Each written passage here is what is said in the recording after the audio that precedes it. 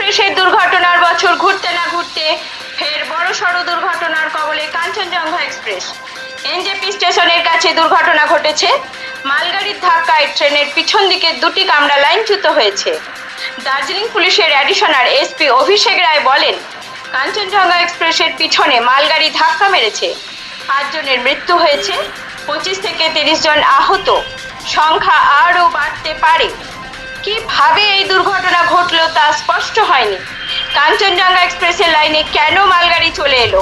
সিগন্যালের কোনো সমস্যা হয়েছিল কিনা? একাধিক প্রশ্ন উঠেছে। নিজস্ব প্রতিনিধি রিপোর্ট, সুখবর টিভি।